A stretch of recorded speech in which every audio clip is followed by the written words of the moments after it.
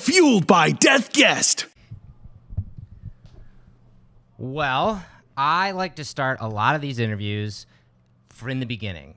And one of the things that's interesting talking with a musician like yourself is you guys started in the late 80s. And at a time when metal itself was becoming something that was being realized, I guess you could say. And death metal was something that no one had realized. Can you talk a little bit about like the music landscape, like creating the band and like what it was like to be a death metal band in that musical landscape? Yeah, man. Pretty remarkable to be, when you look back that we grew up in this whole time when, right, how you were saying, metal was fairly new. You're talking the early 80s, when it starts to come to light, and then we're, young kids, whoa, what's this music, and then you think of like, wow, how quick things changed over the course of a few years then, right? Metal is on the map now. It's still underground, right. Like bands like Judas Priest and Iron Maiden, they're not your mom and dad's bands, they're, they're Thank God. Right. Very underground, so that was the beginning, of course, of just getting into bands like those, when we were young, preteens, obviously at that point. So it's just amazing that we grew with this whole movement of metal morphing and, kind of going off into different outlets like that, right? Because you just got heavy metal, right. There's not much going in there. Obviously, at that point, there's no thrash metal really happening. There's no right. death metal. I mean, you got some, some heavier, maybe faster bands, but I would think they would be so underground at that point. And, if you're a 10-year-old, 11-year-old in the early 80s, you have no idea. But right, when Metallica starts coming out and Slayer comes out, and it's just, those bands are taking it to a whole nother level. And like I said, we're just growing with the scene, basically. Every day something else is happening and changing. Right. Kind of fast forward to like the mid, to late 80s when we're old enough to say, hey, I want to do this. Music is so strong in my life, and I just want to play music and all that. And and when I remember when we started, when I made that assessment or started talking about wanting to play drums, and it was probably around 85, and I'm a 16-year-old or whatever. And like I said, still the music is changing, Right. And when Cannibal was formed in late 88, I mean, we were almost a band without an identity in a sense, because we didn't know what we wanted. We weren't sure of what was happening here. Right. When you listen to early Cannibal Corpse, it's a little different than, of course, what it is now. But it's a little different from our demo to say our first album. Totally. The vocal style and then our just idea of what's heavy or what we want to do as a band. It's really amazing. I'm so feel very fortunate to grow up in this whole era, like I said, of the music just changing and morphing, and then us kind of growing with death metal, forming a genre. Of course, there's other bands around that we had our influence, but right, it was like there was what is this? I mean, we don't even know. We're just trying to play extreme music, that we want to hear as fans, I guess, So it was an amazing time to start out, because of it all just being so different and new, and you just didn't know what to expect, what was going to happen the next day. You didn't know, Right. So and you famously have said, like you as a drummer, you did not, go to school for it. You did not, learn, from, master drummers or whatever. Right, you just kind of went into it. Right. And you talked a little bit about like in the mid 80s, like how music was a big, thing in your life, and that's what made you get to the point of where you wanted to play. Right. What were some of your influences? What made you pick up the sticks? Well, basically? yeah, I mean, it was amazing looking back. I love all instruments, of course, of music. I'm a big guitar guy. I love guitar, bass, and drums, I just love who doesn't, right? Right. So at that point, I actually started playing guitar before I played drums when I was Really? 12 years old. It took 6 months of lessons. You're playing an acoustic guitar. You're really not, I wanted to make noise, so I ended up not pursuing it, unfortunately, I guess, the way fortunately or unfortunately, the way we... fortunately. Yeah. But yeah, when I became, more like, this is what I want to do. I want to play music. Well, I decided, I want to play the drums. I guess I was already gravitating towards the drummer. Like if I'd go to a show, go to concerts, and I just focused on the drumming more. I guess just more going on, more things to look at. Just like wow, amazing what a drummer can do. Using all 4 of his limbs or what have you, and just of course different than the string instruments or a singer or anybody else that's going to be doing anything else on the stage. I think. Yeah. So I guess I was gravitating towards the drummer, but having drumming in my family, I guess, kind of helped. My cousin, who is my 2 years older than me, and I almost looked at him as pretty much my brother growing up. He was a drummer. Okay. And then my uncle was a drummer in the family as well. So I was able to kind of see it a little bit firsthand. Destined in the stars. It almost was destined. Yeah, right. Because I remember going to my cousin's house, and he had his drum set up in his bedroom, and he had a huge, big kit. Back then, 80s, everyone had the big drum kits with the 15-inch tom and all that, on the side. So I miss the 80s. I know, me too in that way.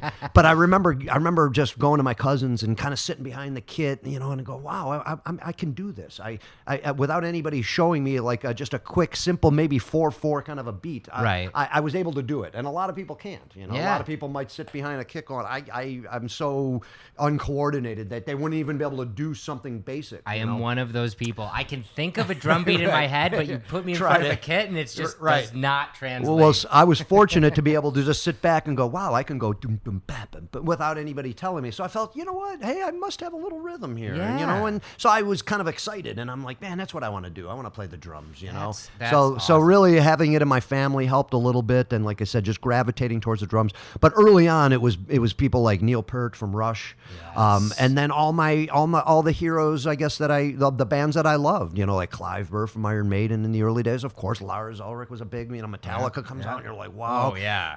The big one, I think, for modern day me, I would say, was Dave Lombardo. Of course, though. He's the one that really, when you got into Slayer and you're hearing this drumming, and then I remember hearing, of course, Rain and Blood for the very first time, buying it, putting it into my car, the cassette back when it came out in '86, and we were already into Slayer at that time, but I was blown away. And when I first heard Angel of Death, and you hear the drumming on that, and you hear all the music, I was like, this is how I want to drum now, because I was already playing at that point, But it really pushed me to want to, do what he's doing. Not that I am doing what he's doing, because Lombardo's Lombardo, but he was my influence to go, I want to try to play like this. This is what I want to try to play like. And he was the biggest influence in my drumming, that's for sure. That's a great influence, for Yeah. sure. So fast forwarding a little bit, you guys get signed to Metal Blade. And things start taking off, but still slowly, because metal is still, like you said, this underground thing. Right.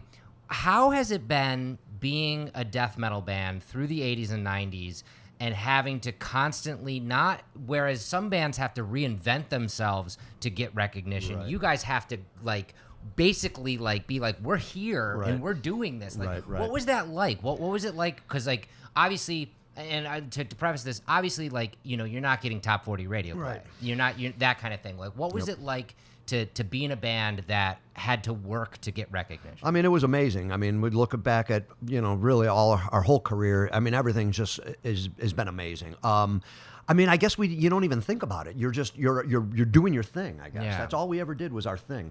But yeah, right. In the early days. I mean, when you look at it, when we got signed in December, well, the band was formed in December of '88, and we signed our contract in July of '89. Crazy. So we're only a band, how long? 7 months? I was going to say, not even a year. Right. Yeah. So we're a band looking for kind of our own identity, I think. I mean, I look at it as we got so lucky to get signed that quick and to be able to put our first album out in 1990, being a band. We're not even a year old, and we're putting on our first record. That's amazing.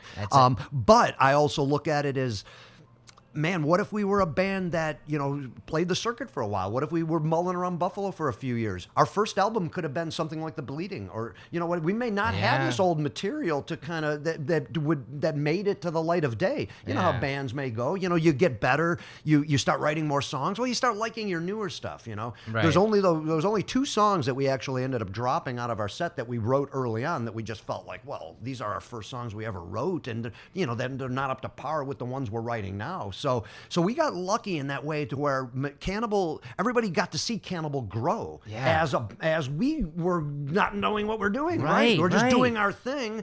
I mean, we had the recognition, and we have, we put out a record, people are enjoying it, so we're just doing our thing. What that is, we don't still know, but we're just pushing forward and wanting to play brutal music, and you can see the progressions. You listen to Eaten Back to Life. Well, it's definitely a different album than Butchered at Birth. Totally. And then Tomb of the Mutilated. Okay, you can maybe those are similar, Butchered and Tomb, and then the Bleeding. I really feel we were coming into our own then. Yeah. Like, okay, now we're a band. We've been around for 4 years. Like now we're starting to feel, like kind of getting into the groove of getting into what we feel we're going to be doing as Cannibal. I look at the Bleeding as the first step to modern Cannibal, I guess. So really crazy to think of that. We got this, material like this, like I said, especially the first 3 albums that may have, if it all went different, those songs may never have even seen the light of day, which is crazy. That's crazy. It is crazy because we got a lot of great hits. I guess people love the old stuff, totally. So weird how that stuff goes, but I'm glad it went that way. And we were able to just grow as a band in front of everybody's eyes like that. So. And speaking of, old and new, your brand new album just hit, Red Before Black, which is incredible, by the way. Well, thank you so much. Super brutal. Thank you. And it's your 14th studio album. And we are now currently sitting backstage at your tour. You're in New York City right now on tour. What is it like going on tour now, having 14 records out there? When you guys go on tour, how do you come up with a set list with that much material? Obviously, you're going to play the new stuff. Right. But, where do you draw from with that old stuff? Yeah, it's tougher now, of course, exactly. Back in the early days, you're playing what you had, right? Right. We have one record. It's like, we're going to play I know, that and we're out on a Butchered at Birth tour. Well, how much material we got to choose from? We have 2 albums. So, it gets a little more difficult. Obviously, we want to always promote the new stuff. We're a band that always moves forward and doesn't rest on our laurels and, the past, all that kind of stuff. So we like to move forward, of course, and we're very excited about the new record. We're playing 5 songs off Red Before Black on this tour. Excellent. We were actually going to try to do 6. It didn't work out. But, then how many songs are left, in the set, and we got 13 other albums to choose from. So it makes it a little more difficult. I guess we just end up kind of like letting it all fall into place, knowing what songs are kind of the most popular maybe with the fans, I would think we're always going to have Hammer Smash Face in the set, Always. Probably a song like Stripped, Raped, and Strangled, which are, our old, maybe I Come Blood, where those are the ones that the fans really truly love, and they were great live songs, and we know that, so we want to, and then there's the other ones that I guess they just kind of like say fall into place. Oh, well, what were we going to play off that record? Well, Scourge of Iron, that's a huge hit. Well, hey, Evisceration Plague, everybody likes, and then, Devoured by Vermin, before you know it, you got the kind of the set filled in, I guess, So we really just try to, we said when it's a new tour, we want to really work on the new stuff, and then it seems like the older ones kind of fall into place. We always like to try to maybe bring something back we haven't done in a while too. Not on this particular tour for the most part. It's been songs that I think everyone would be enjoying hearing live. But but it definitely doesn't get, I guess, any easier the more albums you come out with, because unfortunately, there's a problem to have. It is, because there is a lot of songs. People are gonna go, oh man, you're not playing that and that and that. So I guess that makes us feel good, where we know it's just not a handful of songs we have. We have our whole catalog that we could probably play a whole different set, and maybe the fans wouldn't mind not hearing the ones they hear, they're expecting to hear. So maybe we'll, get crazy one day and do that. It'd be kind of fun, just to bring back a lot of classics. I always love asking bands this question, and you guys have toured the world a bunch. And what is it like, especially for a death metal band? I know what it's like seeing you guys play in the States, but what is it like playing in Europe or Asia? Is it a different experience? Oh yeah, I mean, it's great that we have fans throughout the whole world, and then now so more than ever. When we first started, you never thought you'd ever even, you're not thinking of a place like India or China or the Pacific Rim or any of these places. You're just that doesn't seem feasible, or just it's unimaginable. So right now with the internet, I guess, and the way things go, we're able to tour the whole world and have the fans out there. But of course it's different. The States. The States are the States. It's our home. I mean, I think the fans maybe overall, maybe just the more rabid of all the countries, maybe. But, it's just a culture thing. You go to Europe. Yeah, I mean, I guess the constant is the fans for the most part. Well, you're playing in front of people that want to see you. So it's, when you look out there, it's not going to be too much different. It's just everything around it, of course. Right, we're in Europe. It's not like being home. Right. We're in Japan. That's a completely different, culture. And, we're in South America. Just everything's just is done differently, in the world or in their world, in their countries compared to what we do in the States. So, I mean, it's amazing that we can go, like I said, to a place like India and China and have fans there and being, really pumped that we're there. I mean, it's just incredible. That's awesome. And the fans are rabid for this band for so long because of what you guys put out, which is this sense of brutality and, the horror genre. Like, I still say to this day, I can't believe someone hasn't taken one of your albums and made a movie out of it. And because a lot of what you guys write, like especially lyrically, is very storyteller, very much, like this horror fiction kind of thing. Right. And you write a lot of the lyrics. Yep, I do. Where do you draw your inspiration from writing the lyrics? I've been doing it for quite a while now, ever since our first singer was ousted. We all had to take over the lyric duty. So I end up writing a lot, and Alex and Rob, but for some reason, I end up writing more than the other guys. The last two records, I wrote half the record lyrically. I've seen the liner notes. Yeah, exactly. So, you know what, at this point, to me, it's, I look at my lyric writing and how I've gone through stages and what I did to prep here and there over the years now, because it's been, 21 years, 22 years writing lyrics. So we're kind of veterans at that way. But to me, it's just more just internal inspiration. I mean, we've absorbed so much throughout our lives and our careers, and it's not like I have to sit down and go, okay, I'm going to write lyrics now. Let me find inspiration. Let me start reading books, or start watching movies, or trying to. It's as long as we do our brainstorming, get our titles, get the cool subject matters we want to write about, and then I take it from there. So let's say, for instance, we have a song called "Head Shoveled Off" on the new record. Okay, well, we decided that was going to be the title. We love the title. Well, now I got to write the story behind it, right? So is that how you work? You come up with the title first, and then go to the story? I rarely. It's so funny because I 99.9% of the time I'm gonna have the title before I write anything.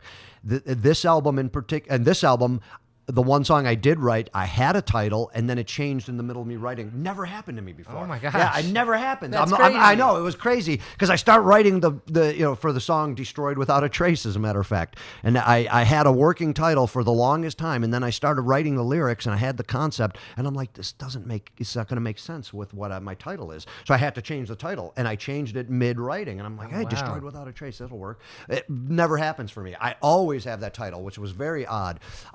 But it's just coming from within then, coming up with a cool concept, coming up with a cool storyline that, I may have not written before, or, so it's just it comes from within, I don't have to sit and, feel like I need to, research anything. I don't want to do that way. I used to do that, that kind of a thing, and get the dictionary out, get the thesaurus out. That's a tough one to say, the thesaurus. I don't do that anymore. I look at it as, man, I want to be as organic as possible. I just want to feel the music and then write down what comes to me in my own head, use my own words, not words that maybe, oh, it's a cool word, but nobody says it. I've done that in the past. And I was like, I don't want to do that anymore. I just want to write very organic from within. Are you a horror fan? A horror fan, but not probably as much as I used to be. Okay. I mean, I look at myself. The classic horror fan. Yeah, but because the stuff you grew up with, of course. Because then I look at the way I go with my movies and TV shows. I don't even watch TV anymore. I don't watch movies anymore. Yeah. So everything that I have absorbed is, obviously mostly probably from back in the day in a sense. But I'm not this guy now that, I got to see every horror movie that comes out or whatever. I unfortunately don't care. Like I said, I'm barely watching any movies, let alone, horror genre, I guess. So like I said, I think it's just all absorbed in us, and I'm a fan of the horror that I grew up with. And sure, still love horror movies, but I'm definitely not out there doing what I did when I was, a teenager, 20 years old, having to watch them all and, read all these books like that. So, it's a different time now. Your, going from such a horror genre, where the band comes from, where the band stems from, is I think refreshing in a music sense, not just death metal. I think that's why death metal is something that's fun. But you guys have come into controversy throughout your career over that because of, the covers of your records done by the incredible Vincent, and also, your lyrics and that kind of stuff, which I think, unfortunately stems from this PC culture world that we live in now, and everything. But do you think, and this is honestly a personal question, do you think that has hindered you guys, or do you think that's actually helped you? I think it's helped us, really. I mean, I think it's the old adage when it comes to our music, especially our band, any publicity is going to be kind of good publicity. No press is bad press. Yeah, right. Yeah. I think that's been our attitude, because we kind of knew it was probably going to happen. I mean, when we're coming up with the name Cannibal Corpse, and then, we're coming up with these song titles that are just taking it to another level. Right. I mean, we knew we're going to probably get some negative flack from this. I mean, but we don't care, because we're doing what we want to do as musicians, as artists, Right. and who cares what anybody else thinks, I we're think doing that's it for great. ourselves, I mean, that's what I think most bands, would be doing it for. If you're doing it properly, you're doing it for yourself, man, and then you're just hoping everybody is on board, and luckily that was the case. But yeah, the people we're offending, I think, are the people that aren't the fans, of course, Right. They're looking in from the outside, and they're, oh, you shouldn't be. Well, that typical, they're trying to be Big Brother, or whatever, trying to tell you how to live, what to like, what you should be listening to, and all that. So we take it in stride, because exactly, we knew it was part of probably the territory with what we do. But I really don't think about it much. It hasn't hindered us. Here we are, 30 years. We've had some instances, the one in Germany and all that everyone's aware of. But you know what? We've played Germany, where we still go back. It's all kind of in the past, I mean, I always tend to say they're just like little speed bumps we had to endure, but but at the same time, I really don't think about it. It's not a thing that bothers me whatsoever, because here we are, 30 years going strong, doing better than we ever have. So exactly what, And I think that's a great attitude, and that kind of stems into the question that we ask every single episode of our guests. You guys have been doing this, like you said, for 30 years, trailblazers in this genre, specifically in thrasher and death metal and that kind of stuff. And also, I mean, just recently, basically, I think it was 2015 or 2016, they announced that, because of your record sales, you guys are the top selling death metal recording artist of all time, which is incredible, and congratulations for that. Thank you. World tours, 14 albums. What fuels you to keep getting out there, writing records, getting behind that kit, and touring? Well, it's our love of this music. It's of the love of creating and playing. I mean, when you look back, well, why did you start doing this to begin with? Right. It's such a part of you. It becomes you. And we wanted to create, right? You want to do your own thing. And then I look at it. Well, the fact that we made it, we're here. We got our foot in the door, and we're a band, and we're going strong. A lot of people want to be in our position, Yeah. and why us and why not them? It's like, I look at it. Yeah, we got lucky in a sense, sure, a lot of hard work, but I still think it's being at the right place at the right time. Mm-hmm. All those kind of things that factor into success, maybe, and why would you want to stop once you're living your dream? Yeah. I mean, life's too short, man. I mean, this is what you wanted to do, and it's unbelievable to me that we're all, basically 50 years old, and we're still doing this, and doing it strong as ever. I would have never thought that. You would have thought back 30 years ago when you started, you're just going, man, I hope we have a cool run. Yeah, if we put out a CD, do a couple tours, your life can be complete. Just Right. knowing your band made a mark. I mean, I think that's been our attitude since the beginning. So the fact that we're always had the popularity there, and we're able to keep pushing forward. Well, why not? What else are we going to do? This is what we wanted. So Right. so I look at it as, man, this is this is my this is me. This is my career. This is my job. It's my livelihood. It's everything. Yeah. And I said, life's too short, man. I think you got to take your opportunity and run with it. Because right, we're, as I said, we're very lucky to be on tour here doing this for this long. That's awesome. So many people. like I said, would love to do what we're doing here. So and we want to, what I mentioned earlier, we want to move forward. We don't want to just sit back and we don't go through the motions. We got to make another CD or write songs. No, we're excited to do that. Yeah. And I think it's apparent when you listen to the new album, Red Before Black. We worked so hard. I've worked harder than I ever have in my life on a record, and I just wanted to take it to another level and just, feel like I need to do what I do. I'm the drummer in Cannibal Corpse. I have a job to do here. So I've heard a couple of you guys say that this new record was pretty much the hardest you guys have worked on it. Can you explain that a little bit? Like how much like you put into this record? Right. Yeah. I mean, I just look at myself in particular. When we always work hard on every record. Of course. You always work hard to write, and we've never, not. But I just looked at it. You know what? I could probably take it to another level. Why not just sit back? Why just sit back and go, okay, we'll just do the writing. I'll just do the same old things. I was like, you know what? Let me take it to another level. And personally, my playing, as a person, I don't know. I started doing just little things that I knew was going to help me. Being a 49-year-old death metal drummer, right? Right. I don't want to sit back and feel like I'm up there, struggling and trying to, keep up. Yeah. I'm like, you know what? Time to take it to another level. Start working out a little bit more, really concentrating on the diet more, kind of a thing. All those things that, is going to help you as a person in general, be a, kind of, I don't know, positive, healthy person. I don't want to be some decrepit old man at, 50, 60 years old where a lot of people seem to be that, and I knew my drumming could improve, I just was like, I never wanted to sit back but yeah, I don't know why I got to, because I'm getting older or whatever, how much you take it day by day at this point, yeah, we say we've been around 30 years. Sure, we could be around another 30 years, but, well, is that really realistic?